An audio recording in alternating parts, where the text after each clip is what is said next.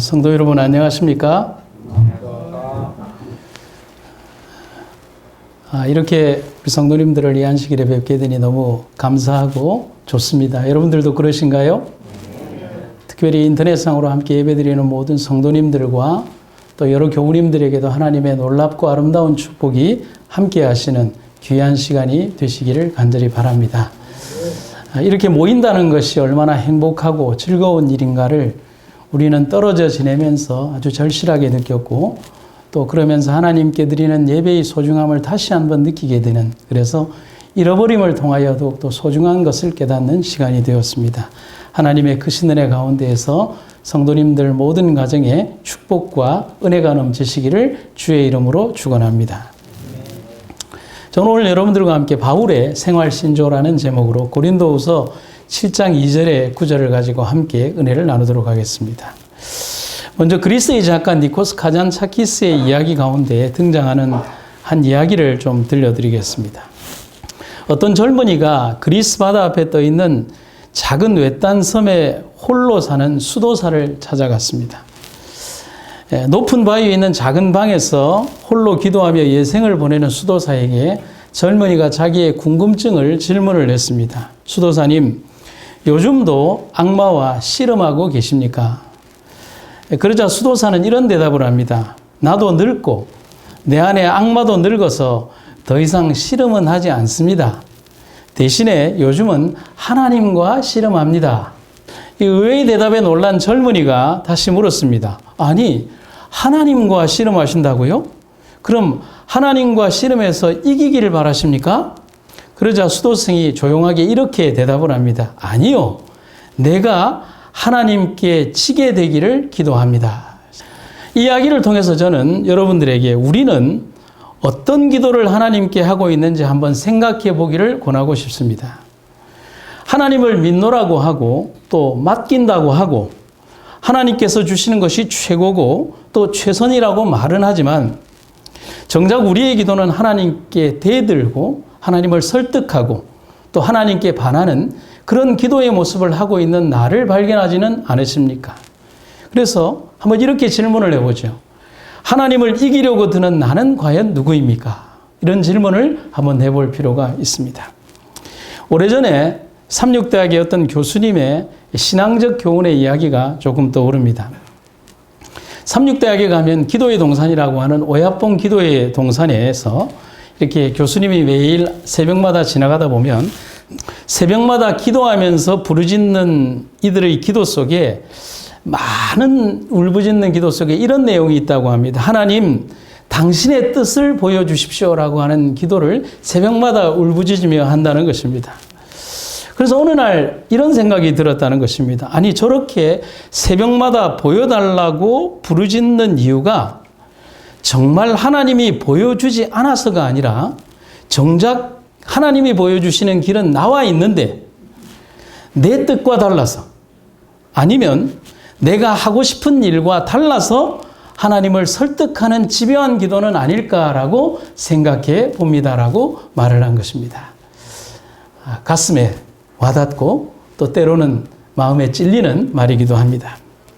우리는 그렇게 신앙인의 삶을 살아간다 하면서 정작 믿음의 주요 온전케 하시는 이인 예수님 중심이 아니라 끊임없이 나 중심의 믿음과 우주관을 가지고 살아가고 있었던 것 같습니다. 그래서 누구에게가 아니라 오늘 저는 회개합니다.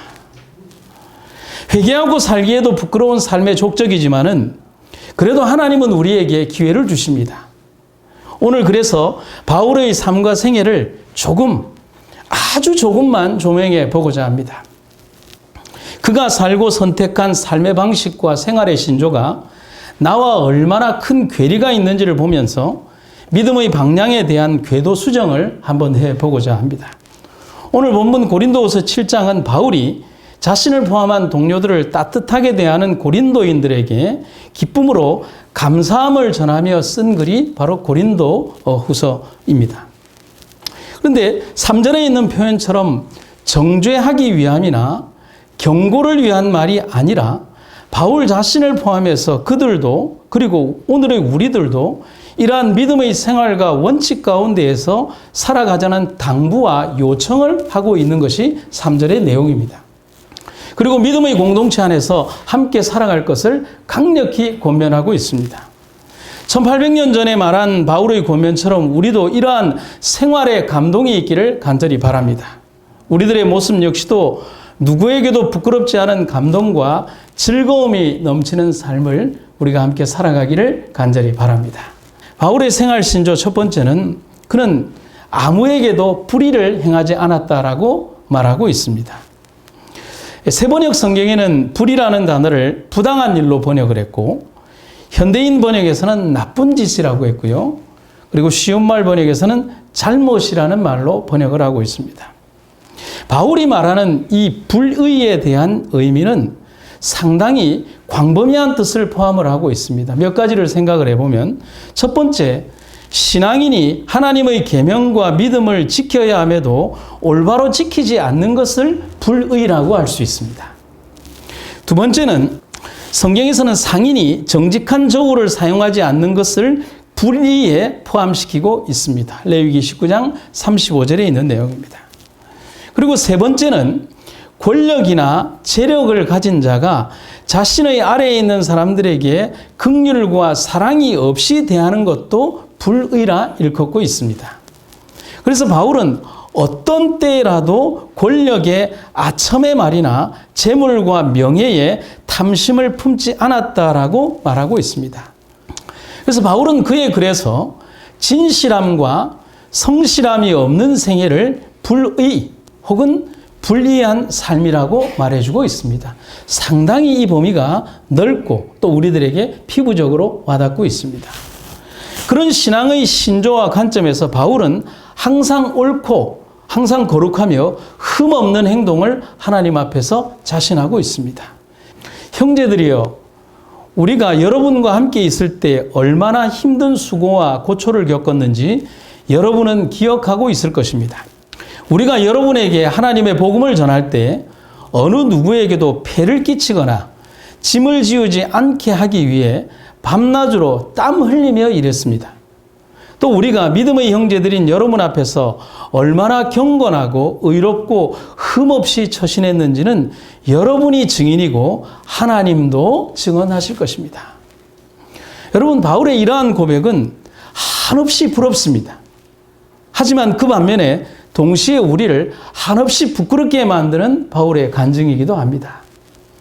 우리의 삶은 어떻습니까? 한번 생각을 해보면 일상화된 거짓말과 또 편리함과 자신의 편의를 쫓아서 하나님을 항상 후순위로 밀어버리는 우리의 삶이 되어버렸습니다.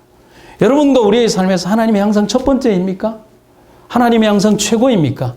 하나님이 항상 최선이며 하나님이 항상 우리 삶의 마무리가 되고 계십니까? 아니면 우리 삶의 편리와 또 편의성과 이익에 반해서 하나님을 항상 후순위나 다른 것으로 밀어버리는 우리의 편협된 신앙은 아닌가를 우리는 분명히 생각을 해봐야 합니다. 그것은 부끄러운 일이 아니라 무서운 일이라는 사실을 우리는 분명히 기억을 해야 합니다. 그래서 명심보감에 보면 우리가 생각할 구절이 하나 있는데 이런 구절이 있습니다. 착한 일을 보거든 마치 자기가 따라가도 다 행하지 못할 것처럼 서둘러서 하고, 악한 일을 보거든 마치 끓는 물을 만지는 것처럼 멀리 피하라. 여러분, 마음에 쏙 와닿으십니까? 여러분, 선을 행할 때는 그렇게 적극적으로 해야 하지만 악을 멀리하고 죄악된 일을 보았을 때는 정말 우리가 우리를 보호하기 위하여 조심하라는 것입니다. 예전 성현의 글이 성경 속 바울의 교훈을 정말 잘 비추어 주는 것 같습니다. 성경의 또 다른 구절에 우리에게 권면하는 말이 있습니다. 누가복음이죠. 선한 사람은 마음속에 선한 것을 두었다가 선한 것을 내놓고, 악한 사람은 마음속에 악한 것을 두었다가 악한 것을 내놓는다. 사람은 마음에 가득 찬 것을 입으로 말하는 법이다. 여러분, 마음속으로 아멘이 나오십니까? 아멘입니다. 예전에 독일이 우리처럼 우리는 남북으로 되어 있지만 독일이 동서로 분단되어 있던 시절 한 국경에 있었던 재미난 한 사건이 있었습니다. 어느 날 동독 측에서 큰 덤프트럭 한 대가 오더니 서독쪽 국경으로 트럭에 있는 것을 덤프트럭이 그냥 쏟아 부어버렸습니다. 그래서 동독군 병사들이 뭘 쏟았나라고 한번 가보니까 거기에는 온갖 생활 쓰레기들이 거기에 덤프트럭에 몇 톤씩이나 해서 서독쪽으로 이렇게 부어버린 것입니다. 아마도 좀 심술을 부린 것 같았습니다. 그래서 이 서독 사람들이 야, 이거 어떻게 하지? 우리는 덤프트럭 한 2대나 3대를 부을까? 이렇게 고민을 하다가 며칠 뒤에 역시 똑같은 덤프트럭 한 대가 국경에 서더니만은 이제는 서독 측에서 출발한 덤프트럭이 동독 쪽으로 덤프트럭을 이렇게 해서 그 국경 아래에다가 이렇게 부어버렸습니다. 그리고 거기에다가 편말을 하나 딱 붙여놨습니다. 그런데 거기에는 뭐가 있었냐면 쓰레기가 있었던 것이 아니라 각종 통조림과 부패하지 않는 식물들, 식품들과 그 다음에 동독 측에 필요한 많은 사람들이 필요한 어떤 생활 필수품들을 정말 덤프트럭 가득히 실어 놓은 다음에 정성껏 포장하고 깨어지지 않게 한 다음에 가득히 산처럼 모아놓은 다음에 그 앞에 편말 하나를 딱 받고 돌아갔습니다. 그런데 그 편말의 내용이 뭐냐면 이거였습니다. 사람은 자기 속에 있는 거 준다. 여러분 공감 가시죠? 여러분과 저에게 한번 질문을 드립니다. 오늘 여러분의 마음속에는, 저의 마음속에는 무엇이 있습니까? 바울의 생활 시조 2번째를 한번 생각해 보겠습니다. 그는 아무에게도 해롭게 하지 않았다라고 간증하고 있습니다. 다른 번역에는 이 해롭다는 표현을 망치다 혹은 나쁘게 하다, 손해를 입히다, 그리고 무슨 표현이냐면 타락시키다라는 표현이 있습니다. 타인에게 해를 입히는 이유는, 거의 대부분의 이유는 나 자신의 이익을 위하거나 혹은 내 이익에 반하는 일을 보거나 그 사람을 대할 때입니다. 남보다 더 많은 이익을 얻고 벌어들이기 위해서는 한정된 공간의 이익을 정직하게 얻기보다는 타인을 짓밟고 속이고 해롭게 해야만 가능해지는 것이 대부분의 법칙입니다. 이기주의의 또 다른 표현이자 전형이라고 할 수가 있습니다. 그래서 해롭게 한다는 것은 내가 더 많이 가지고 내가 더 많은 것을 소유하고 내가 더 높아지고자 하는 이기주의와 교만의 한 표현이라고 할 수가 있는 것입니다.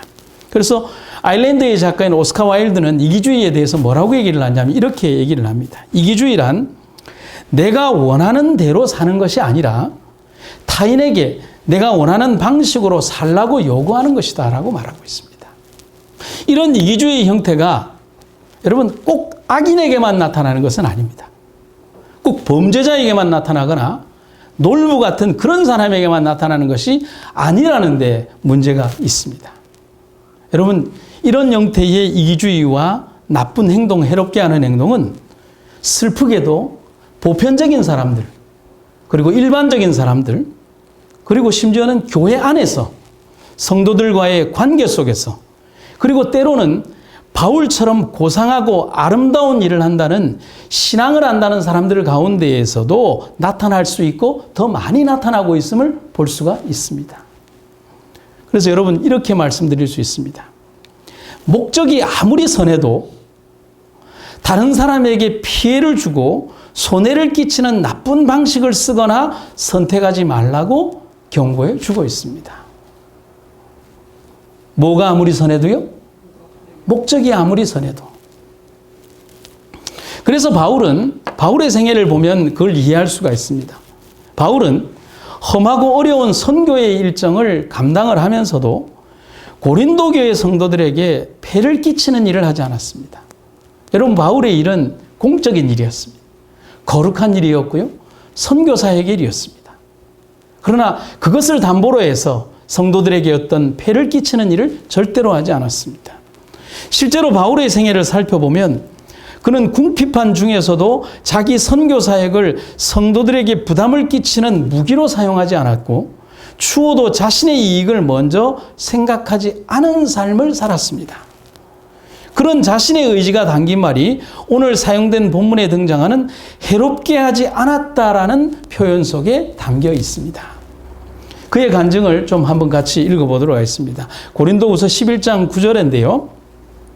또 내가 너희에게 있어 용도가 부족하되 아무에게도 누를 끼치지 아니함은 마게도니아에서 온 형제들이 나의 부족한 것을 보충하였습니다. 그리고 그 뒤에요. 내가 모든 일에 너희에게 폐를 끼치지 않기 위하여 스스로 뭐하였거니와? 조심하였거니와 또 뭐하리라? 또 조심하리라.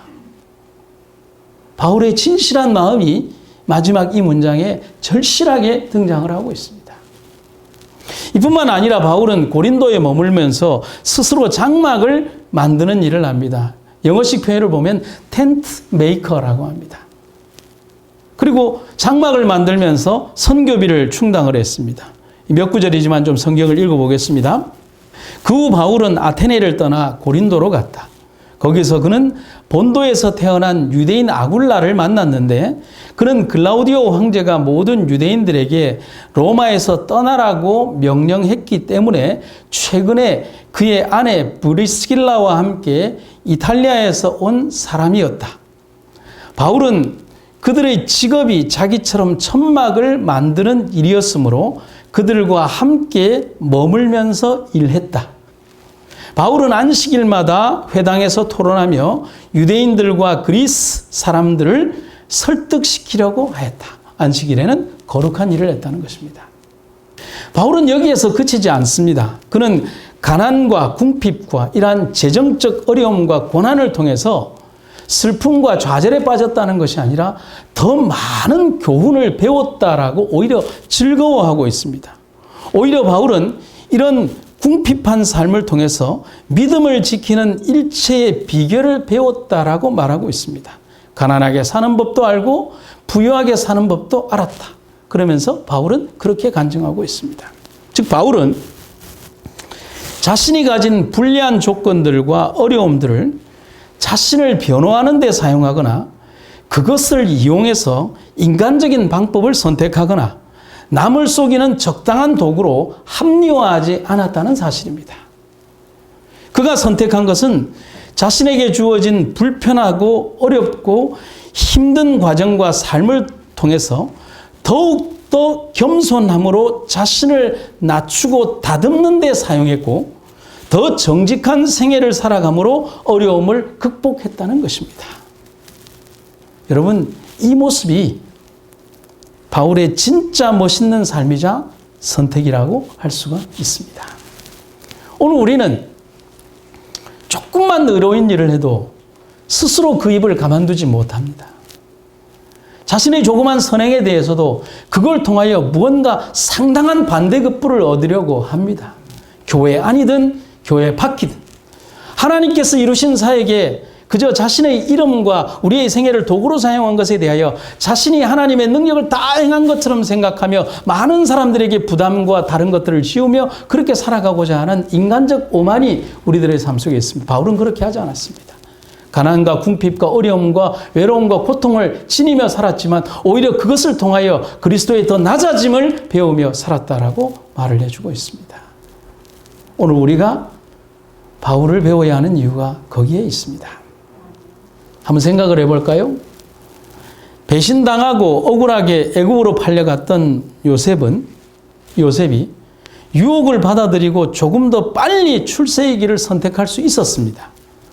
하지만 그런 선택을 했다면 우리는 오늘 사브낫 바네아 너의 속에 하나님이 말씀하신다라고 불렸던 그 요셉을 우리는 절대 기억하지 못할 것입니다. 다니엘과 그의 친구들이 화려한 바벨론의 생활과 도시에 취하고 기름진 음식과 술에 취했다면 성경은 다니엘을 통한 하나님의 계획이 아닌 다른 누군가를 통한 예언을 이루고 성경에서 다니엘이라는 이름을 지워버리셨을 것입니다. 그들이 살았던 삶은 평안하고 즐거운 삶이 아니었습니다. 평생을 대적들 속에서 공격받고 모함과 위해에 시달린 삶을 살았지만 어떤 그릇됨도 없고 허물도 없는 사람으로 하나님의 사람으로 기억되고 있습니다. 그들은 고난과 어려움을 통해 더욱더 하나님을 의지하며 성공과 승리와 역전을 이루어냈습니다. 그래서 바울을 포함한 우리 믿음의 선조들의 삶을 보며 우리는 이렇게 말합니다. 아멘입니다. 고대 로마 공화정 말기에 씌운 시인 호라티우스의 말을 한번 인용해 봅니다. 상당히 멋진 말을 했습니다. 진정 행복하다고 부를 수 있는 사람은 부자가 아닌 신의 축복을 지혜로 사용할 줄 알고 극심한 가난을 견뎌낼 줄 알며 죽음보다 불명예를 두려워하고 소중한 친구나 조국을 위해 죽는 것을 두려워하지 않는 사람이다. 공감하십니까? 여러분, 바울의 삶이자 생활을 보여주는 말이기도 하지만 하나님이 우리에게서 원하시는 삶임을 우리가 볼 수 있기를 간절히 바랍니다. 바울의 생활 신조 세 번째는 아무에게도 무언가를 빼앗지 않았다는 사실입니다. 근데 성경의 본문에 보면 조금 더 표현이 깊이 나오는데요. 아무에게도 속여 빼앗은 일이 없다라고 말을 하고 있습니다. 바울은 복음을 전하러 다니며 가난하지만 일을 하고 생활하고 전도하는 자신의 삶을 자랑스러워했습니다. 예수님이 몫으로서 멍에를 만드셨습니다. 그렇듯 바울은 장막을 만들면서 그의 사역을 이어갔습니다. 예수님이 멍에를 잘 만드는 목수임을 스스로 자랑하셨고 베드로는 사람 낚는 어부임을 자랑했듯이 바울은 영혼과 육체의 안식처를 제공하는 텐트를 만드는 자신의 직업을 자랑스러워했습니다. 그처럼 바울은 재물과 그 재물을 습득하는 과정에 있어서의 방법에 대해서도 확고한 원칙을 말해주고 있습니다. 그런데 바울의 글을 보면 단순히 빼앗는다는 표현 앞에 속인다는 부가적 설명이자 저건 설명이기도 하지만 구체적 행동이 뭐라고 표현하고 있냐면 속인다라는 말입니다. 빼앗기 위해서는 물리적인 강압도 있어야 되지만 비열하게 남을 속이는 비양심적인 행동도 있음을 바울은 지적하고 있습니다. 당연히 이런 행동은 절대로 그리스도인에게 있어서는 안 되는 행동입니다. 그리스도인들은 절대로 남에게 짐을 지우는 일을 해서는 안 됩니다. 주님께서 우리에게 맡기신 직음은 어렵고 힘든 이의 짐을 나누어지는 것이지 그들의 것을 착취하는 것이 아니라고 말해주고 있습니다. 그러면서 성도들이 서로에게 관심과 사랑은 물론 어려움을 당하는 형제를 위하여 돌보는 행동을 통해서 영적인 공동체가 탄탄해질 것이라고 말을 해주고 있습니다. 사랑하는 여러분, 우리가 바로 이러한 바울의 권면과 생애와 삶 속에서 보여준 그 모습들처럼 우리의 영적인 공동체가 세월 속에서 삶 속에서 시간 속에서 그리고 종말을 향하여 달려가는 이 혼돈적인 세상 속에서 더욱더 강력한 상태로 굳어지게 되기를 간절히 바랍니다. 고린도후서 8장에 있는 구절입니다. 내가 여러분에게 짐을 지우면서 다른 사람을 편안하게 하려는 것이 아니라 골고루 나누어 갖게 하려는 것입니다. 지금 넉넉하게 사는 여러분이 가난한 사람들을 도와준다면 그들도 넉넉할 때에 여러분을 도와줄 것입니다. 그렇게 되면 결국 서로 도움을 받게 됩니다. 제가 지금 이 시간에 설교에 준비한 것은 아니지만 이 구절을 읽으면서 제 개인적인 경험을 짧게 말씀을 드리겠습니다. 지난번 제가 참 이렇게 외람되게도 밴드에 어려운 학생에 대한 도움의 글을 이렇게 올렸을 때 정말 즉시로 여러분들이 이렇게 도움을 주셨고 그 아이에 대한 이 장학금이 한 2년 지분이 이렇게 모이게 되었습니다. 그때 우리 성도님들이 참여해 주신 분들 너무 감사했고요. 그리고 제가 마음 가운데 또 이렇게 멀리 있는 어떤 분에게 문자를 보냈습니다. 전화하기는 너무 미안하고 그래서 그분에게 문자를 했더니만은 응답이 제가 긴 편지의 그 내용에 그 아이에 대한 도움을 요청했을 때 주께서 명령하시기를 그대에게 가난하고 어려운 자를 도우라고 명령하셨으니 참여하시는 것이 어떻겠습니까? 좀 명령에 가깝죠. 그렇게 해서 보냈더니만 그분이 답변이 왔습니다. 계좌번호 이렇게 답변이 오셨습니다. 그리고 통장에 한 1년 지분의 장학금을 보내주셨습니다. 저는 이 구절을 보면서 무엇을 생각하느냐면 우리가 우리의 삶 속에 있는 가난하고 어려운 사람들을 돕는 행동들을 통해서 우리는 그리스도의 아름다운 사랑과 은혜를 배우게 된다는 것을 생각하게 됩니다. 하나님의 놀랍고 아름다운 은혜가 우리를 함께 하시기를 간절히 바랍니다. 중세시대의 교부 가운데 토마스 아켄피스라고 하는 사람이 그리스도를 본받아라고 하는 글을 썼는데요. 저희가 아주 오래전에 읽은 글이지만 여러분들에게 도움이 되는 글이라서 한번 읽어드리도록 하겠습니다. 예수님과 그 천국을 사랑하는 사람은 많이 있거니와 이 땅 위에서 예수님의 십자가를 지고자 하는 사람은 매우 적습니다. 주님의 위로를 받고자 하는 사람은 많이 있으나 그와 함께 고난을 받고자 하는 사람은 거의 없습니다. 그와 함께 만찬을 나누고자 하는 사람은 많으나 금식을 같이 하고자 하는 사람은 많지 않습니다. 그분과 더불어 기쁨을 누리고자 하는 사람은 많으나 그를 위하여 기꺼이 괴로움을 참고 인내하고자 하는 사람은 적습니다. 떡을 나누는 일에는 많은 군중들이 모이지만 고난의 쓴 잔을 마시고자 하는 사람은 거의 없습니다. 많은 사람들이 그분의 기적에 경탄하지만 십자가의 고통과 수치를 함께 하려는 사람은 거의 없습니다. 사랑하는 여러분, 당신은 어느 쪽입니까? 바울의 생활 철학을 오늘 제가 드리는 이 짧은 한 편의 설교에 다 담을 수는 없습니다. 하지만 그의 신앙관에 이르는 가장 큰 기둥은 단번에 알 수 있습니다. 그것은 그리스도를 본받고 그분의 삶을 실천하는 것입니다. 처음부터 바울이 이런 삶을 산 것은 아닙니다. 다메섹 도상에서 예수님을 만나고 난 후 그가 변했습니다. 그 만남 이전의 바울을 단적으로 표현하는 모습이 빌립보 교인들에게 쓴 편지에서 나오고 있습니다. 나는 8일 만에 할례를 받고 이스라엘 족속이요 베냐민 지파요 히브리인 중에 히브리인이요 율법으로는 바리새인이요 율심으로는 교회를 박해하고 율법의 의로는 흠이 없는 자라. 완벽하지 않습니까? 스스로에게 대해 완벽한 혈통과 족보 그리고 믿음을 자랑하던 바울은 그럼 어떤 사람이었습니까? 오늘 설교의 세 가지 삶에 전부 다 저촉되는 삶을 살았던 사람입니다. 이렇게 완벽한 삶을 살았지만 그러나 정작 그가 후일에 얘기했던 자기의 생활 신조에는 어긋나는 삶을 철저하게 살았던 완벽한 삶을 살았던 사람이 바울이었습니다. 불의와 악행과 착지와 해를 하나님의 이름으로 행했던 사람이 신앙적으로 개심하기 이전에 다메섹 도상 이전에 바울이었습니다. 그런 가치관과 삶 속에서 평생을 살아온 사람의 삶이 예수님을 만난 후에 완전히 달라졌습니다. 빌립보 3장 7절부터 9절이요. 무엇이든지 내게 유익하던 것을 내가 그리스도를 위하여 다 해로 여길 뿐더러 또한 모든 것을 해로 여김은 내 주 그리스도 예수를 아는 지식이 가장 고상하기 때문이라. 아멘. 내가 그를 위하여 모든 것을 잃어버리고 배설물로 여김은 그리스도를 얻고 그 안에서 발견되려 함이라. 아멘. 결국 오늘 우리는 바울의 삶과 생활 신조를 통해서 바울을 배우고 학습하는 것이 아닙니다. 여러분 착각하시면 안 돼요.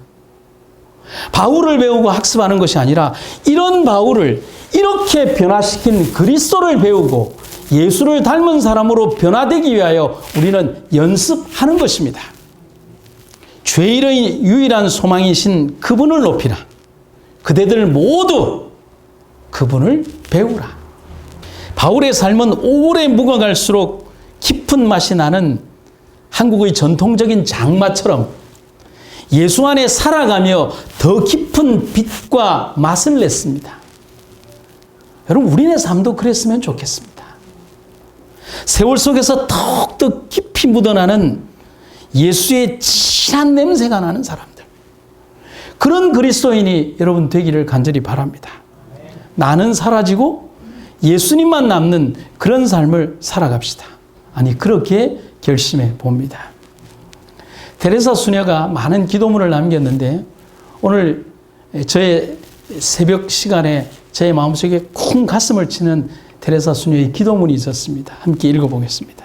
제목은 자유하게 하소서.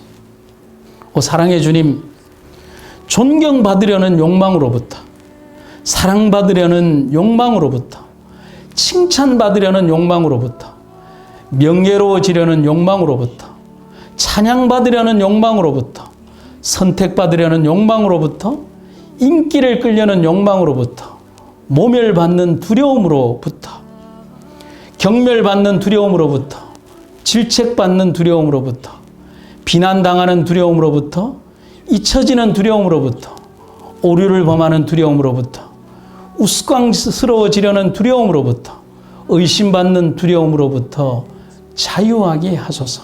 아멘. 사랑하는 성도 여러분, 이런 삶을 살아야 하겠습니다. 이런 결심을 해야 하겠습니다.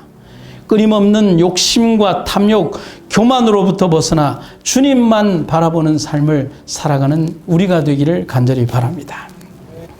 초기 기독교의 저명한 교부이자 설교가인 요한 크리소스톰에 관한 이야기입니다. 크리소스톰이 동로마 황제에 의해서 감금되었을 때 감옥에 감금된 크리소스톰은 그곳에 하나님께 이렇게 기도를 합니다. 첫 번째 기도, 주님 저에게 이렇게 조용한 기도실을 주시니 감사합니다. 이 이야기를 들은 동로마의 황제와 황후는 그를 흉악범들이 가득한 곳으로 보냈습니다. 그곳에서 또 크리소스톰은 이렇게 기도를 합니다. 이 불쌍한 죄수들이 복음을 들을 수 있게 하시려고 저를 이곳으로 파송하시니 주님 감사합니다. 이 이야기를 듣고 황제와 황후가 이제는 크리소스톰을 사형시키기로 했습니다. 그러자 크리소스톰이 이렇게 기도를 합니다. 주님 감사합니다. 성도의 가장 아름다운 죽음이 순교라고 했는데 저같이 부족한 자에게 그러한 영광을 허락하시니 감사합니다. 결국 크리소스톰을 존경하고 따르던 많은 백성들의 동요가 반란으로 바뀌려고 하자 황제와 왕후는 사형을 중지시키고 이제는 죽일 수도 없으니까 어디로 보내냐면 유배를 보내게 됩니다. 그 소식을 들은 크리소스톰이 또 뭐라고 기도를 하냐면 이렇게 기도를 합니다. 주님 감사합니다. 아직도 이 부족한 종이 할 일이 남아 있습니까? 죽기까지 충성할 수 있도록 하시니 감사합니다. 그리고 그가 유배를 떠나기 전 유배 보내는 황제와 황후에게 마지막으로 그는 이런 짧은 설교를 하는 시간을 가집니다. 황제든 황후든 누구든지 저에게 어떤 핍박을 한다고 해도 저는 상관치 않습니다. 그들이 저를 쫓아내면 저는 엘리야와 같이 될 것이고 구덩이에 던지면 예레미야와 같이 될 것이고 바다에 던지면 요나 같이 될 것이고 돌로 치면 스데반 같이 될 것이고 목베임을 당하면 친내 요한 같이 될 것이며 매로 때리면 사도 바울 같이 될 것이기 때문입니다. 이런 사람은 죽일 수도 없고요. 죽지도 않습니다.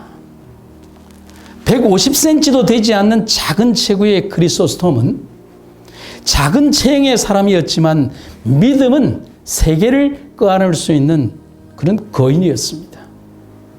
그는 오직 하나님만 두려워하면서 그 어떤 세속적 부귀와 편의주의에 결코 굴복하지 않고 교회와 복음의 진리를 지켜나갔던 위대한 신앙의 인물이었고 청빙과 진리 그리고 이웃 사랑의 실천자로서 황금의 입을 가진 열정의 설교자로서 오늘도 교회와 성직자들에게 어떤 세상의 자세로 또 하나님의 백성들에게 어떤 모습으로 살아가야 될지를 우리들에게 조명해 주고 있습니다. 사랑하는 성도 여러분, 저는 이렇게 말씀을 마무리하고 싶습니다. 하루의 삶을 살면서 우리는 너무도 자주 불의와 나쁜 생각과 탐욕을 저지르며 삽니다. 주님을 믿는다 하면서 말입니다. 내게 믿음의 능력이 없었던 이유가 있었습니다. 평범하고 소중한 하루의 삶에서 우리는 너무도 자주 주님을 잊고서 내 방식대로 살았기 때문입니다. 여러분, 기도의 응답도 영적 전쟁의 승리도 참된 신앙의 기쁨도 반복되는 삶의 날들 속에서 예수님을 잊지 않는 것 속에서 우리는 승리할 수 있습니다. 사랑하는 성도 여러분, 예수님을 잊지 맙시다. 말씀을 마치겠습니다.